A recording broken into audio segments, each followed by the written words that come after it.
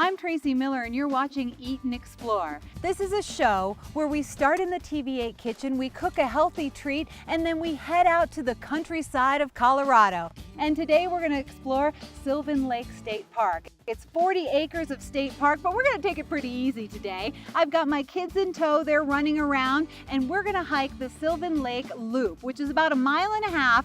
There's a little bit of elevation gain, but not too much, and it's this beautiful lake that sits behind me. We're going to show you the ins and outs of the hike, the great spots to stop and take a photo. And you might want to bring your phone to take a photo, but you're not going to get cell reception out here, so you're truly going to be feeling like you're in Colorado's nature. A few of the things we want to remind you to bring if you're heading out for a hike. Oh, a whole lot of water. I packed up my water carrier and I'm going to bring it out with me. I've also got some great homemade granola, which we're going to show you how to make. And I've got a raincoat because I never go hiking without a raincoat. And I'll tell you what, anytime I do go hiking without a raincoat, it rains. So always bring your raincoat because it could get windy, it could get cool. You never know what's going to happen up here in the high country. We're going to give you some safety tips now so you can be really safe when you're out here hiking.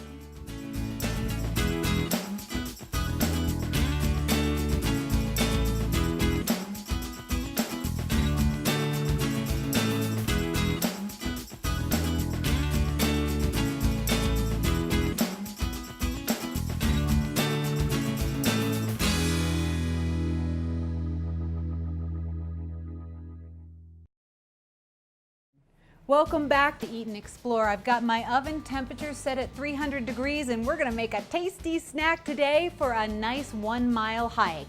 Now I've decided for this hike I'm going to bring my daughter with me, so we're going to make some homemade granola because granola and hiking, they really just go hand in hand. But when you are hiking, you want to bring a snack along that has some carbs, so we're going to get that from the whole oats, and has some protein, and we're going to get that from the walnuts. So what we need to do here is just mix all this stuff together and cook it slightly.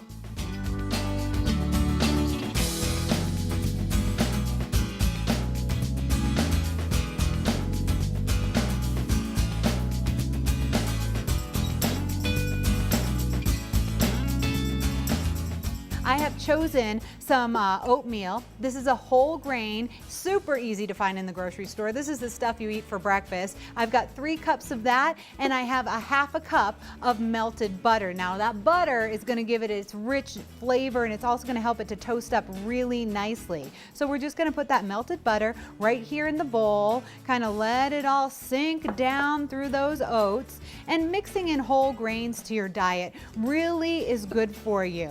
Whole grains keep you full, and they're full of a bunch of minerals and great nutrients. So it's always a nice snack to have and a nice way to start your day. So what I'm going to do now is, now that this is nice and buttered, yeah, we do need to add a little fat to this. We are hiking, right? So I'm just going to spread this out on my baking pan.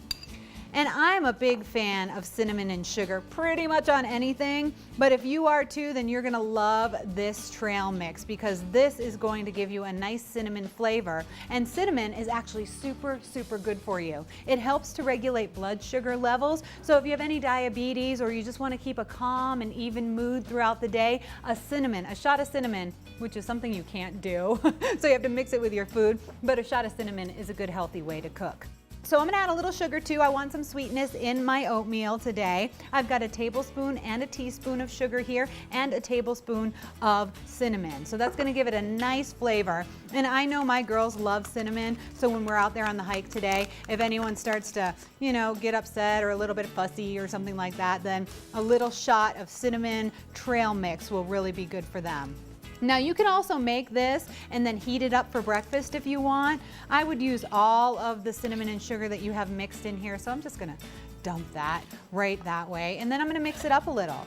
I'm gonna pop it in the oven at 300 degrees, and we're gonna cook this for about 15 minutes, just like this. It's gonna crisp it up a little bit, it's gonna heat it, and it's gonna let that butter and that cinnamon and sugar just really combine well with the oatmeal. And then after about 15 minutes, we're gonna add some walnuts. And whenever you're toasting or cooking walnuts or any kind of nut and seed, which by the way, you wanna toast your nuts and seeds, that just brings out the natural oils and makes them taste that much better. But you wanna do it in as big of a form of the nut as you can. So if you have whole nuts or nuts that are in half, keep them that way while you're toasting them and then chop them up afterwards. That's just going to give them a really nice flavor.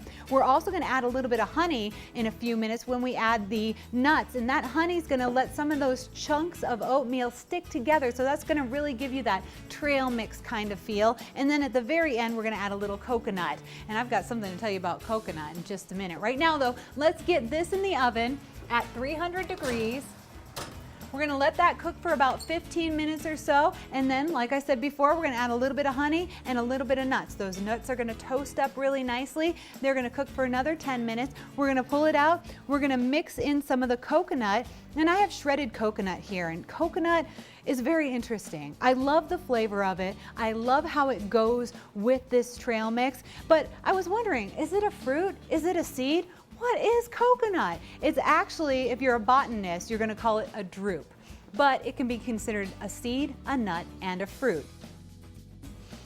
The smell of cinnamon is filling up the TV8 kitchen. You're gonna cook your granola for 20 minutes, stirring it once right in the middle, so all that butter and cinnamon and sugar gets really mixed in with the oatmeal. And then what you're gonna do is add a cup of walnuts. So just to remind you what our percentages are here, we have 3 cups of oatmeal, dried oatmeal. I just used Quaker oat that I eat for breakfast, 1 cup of walnuts, and I've got as big a pieces as I could find. And then we use a tablespoon and a teaspoon of sugar, and then a tablespoon of cinnamon and a cup of butter. I mixed all that together. Right now I'm adding the walnuts, and I'm gonna add a little bit of honey. What honey is gonna do is as it cooks, it hardens up and it's gonna stick some of those little pieces together. So that's when you get the clumps of oatmeal and of trail mix and granola. So we're just gonna sprinkle a little tiny bit around just like this.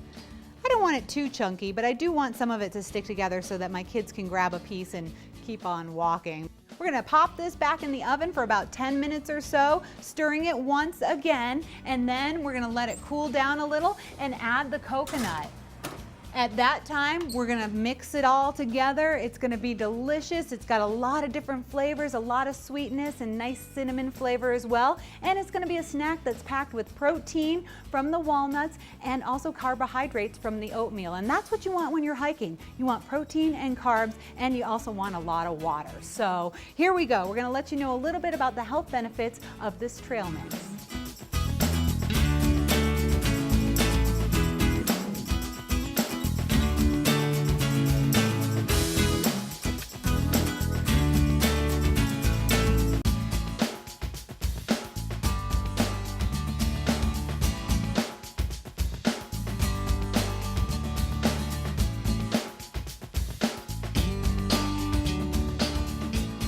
The trail mix cooks for a total of 30 minutes.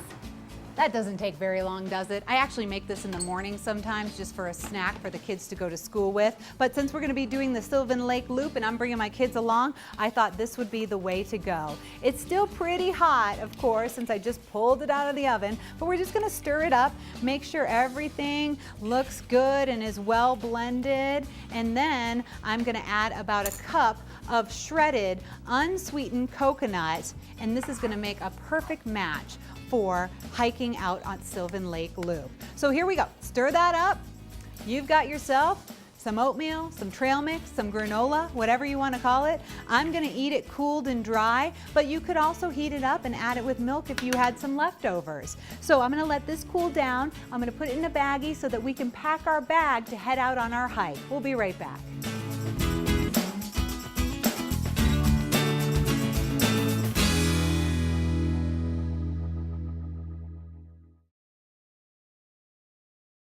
I have plenty of water, my raincoat is packed away, I've got that tasty oatmeal we made earlier, and some sunscreen, and a couple of kids. So it's time now to head out to Sylvan Lake State Park.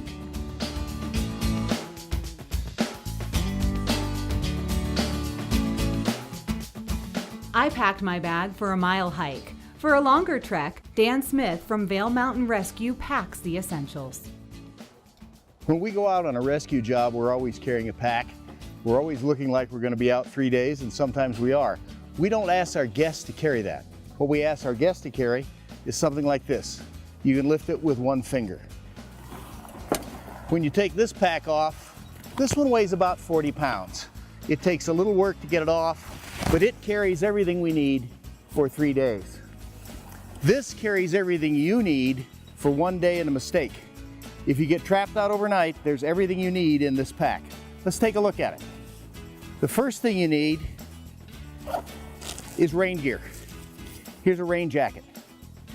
Going with that rain jacket is rain pants. The next thing you probably need is first aid. This is a very small first aid kit. Show you a comparison of the ones we carry, and I'm not even the medic. We have a survival kit. Everything in a quart Ziploc bag that you need. Surprisingly enough, 2 32-gallon lawn leaf trash bags are right up there with the things you really need. Water in this pack is a 3-liter hydration bladder. And on the front of this pack is a whistle. We can't hear your voice in the woods, near streams, or at any distance, but the whistle, we can hear you. The hike is 15 miles south of Eagle. Get off at the Eagle exit, drive south to the roundabout, take a right onto Highway 6 and then a left onto Capitol. Take a left at the stop sign onto Brush Creek Road. Take a right before you hit the pool and ice rink, and then follow the signs to Sylvan Lake State Park. The drive is almost as scenic as the hike. You'll pass pastures with horses, a trickling stream, and aspen groves. This is a nice way to spend the day in the fall when the leaves are golden yellow. When the paved road ends, take a right onto the dirt road, and in 5 miles you'll see the park.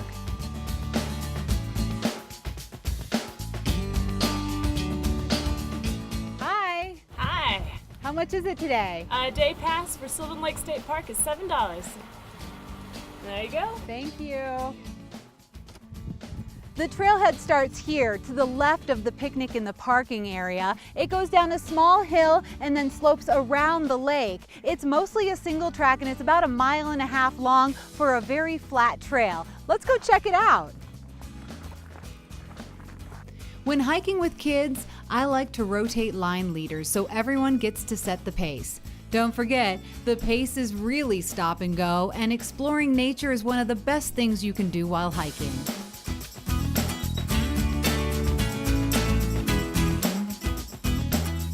Every fall here in Colorado, we see an abundance of Canadian geese traveling through our state. Usually what the case is those Canadian geese will breed in the Arctic tundra, and then once it starts to get cold up there, they will migrate through the United States to warmer water. This is one of my favorite parts of the Sylvan Lake Loop. The lake kind of ends and you find all these inlets in the area, and the terrain starts to change just a little bit. You go down a small hill and then across a beautiful, picturesque bridge. Actually, some of my friends got engaged on that bridge. I would have been nervous about dropping the ring, but everything worked out well for them. Let's go check it out. This is good. All right, girls. A snack stop should always include water. Hydration is very important in the high country. Let's talk about water for a minute. You can't really carry too much of it up the trail. For the typical 1 to 2 mile hike, you need 64 ounces of water, or 2 of these. What we see a lot of people do is carry 1 of these, maybe 1, maybe 2, mostly 1. This is a bad way to carry water. These get punctured, they get holes in them, water will run out, and you're there with no water. These work fine. Stainless steel or plastic, both work real well. They hold about 32 ounces apiece, 2 of these for a hike. There's another way, somewhat newer, that works a little bit better in our view, and that's the bladder. This holds 3 liters of water, fits in the back of your pack. This tube comes around to your mouth. You can suck water out with it. You don't have to fill up 3 liters. Fill it half full for a short hike. The key is to have enough water for the distance you're going. Now you get out there and things take long, or it takes a lot longer to hike, you decide to go further and you start to run out of water. What do? It's real easy. There are two ways to purify water around here. First and easiest way, tablets. These are Katahdin. They're made by people that make also the pump. One of these per quart of water and you're good for the day. They don't taste bad. They really don't have any taste to them at all. The other method is the pump. This works for longer hikes, for camping trips, or for a lot of people. You're going with 3 or 4 kids with you. They're going to drink water like a sponge. This will pump up to 200 gallons on one filter. You're almost never going to change the filter. It's another way to do water.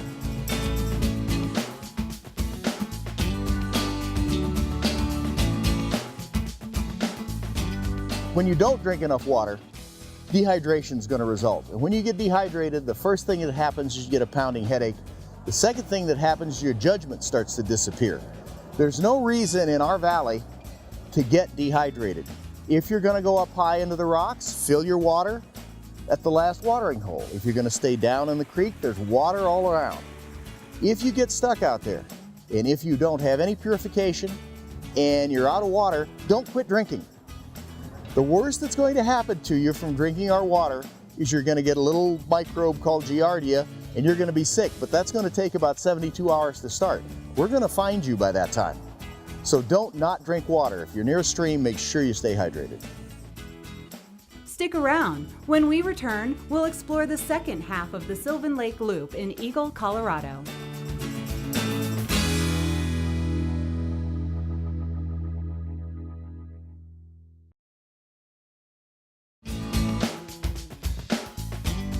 Welcome back to the Sylvan Lake Loop. The first half of the hike meanders along the north side of the lake with little elevation gain. The scenic bridge marks the halfway point of the hike. After a snack and a water break, we continue on to the second half of the Sylvan Lake Loop. There's a tiny bit of an incline right here, but it is in the shade. And this might get your muscles working a little and your cardio pumping, but let's not forget that hiking is great exercise. It's good for your mind and it's good for your body. Your muscles get a workout and your lungs and your heart get a great workout too. We're a little further than halfway on the trail here, and there's a lot of snakes in this high grass, and you might see some squirrels fighting in the area as well. There's a picnic table right up over the hill. We're gonna stop and take a quick snack break and re-sunscreen because it's hot out here. Skin cancer is one of the most diagnosed cancers in the U.S. and up here at the high altitude, you really need to apply that sunscreen or take a break outside of the sun. Experts say that you burn in 30 minutes at sea level. We're up at 8,600 feet here at Sylvan Lake and we're gonna burn in about half of that time. So definitely put that sunscreen on or cover up with a white shirt. This is a nice spot for a break so we can have another snack and a little more water. But don't forget, when you're leaving your picnic area, make sure you clean up all your mess. Don't leave a trace.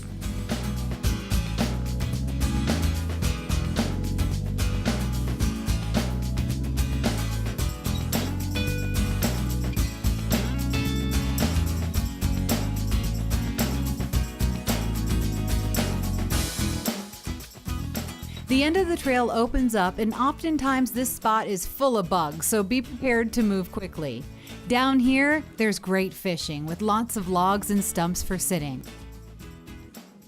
This is just about the end of the Sylvan Lake Loop, which is 1.5 miles, but if your kids still have energy and you want to go further, there's another half-a-mile hike right down here. It's called Antone's Creek and it's absolutely beautiful, so you can continue your hike if you'd like.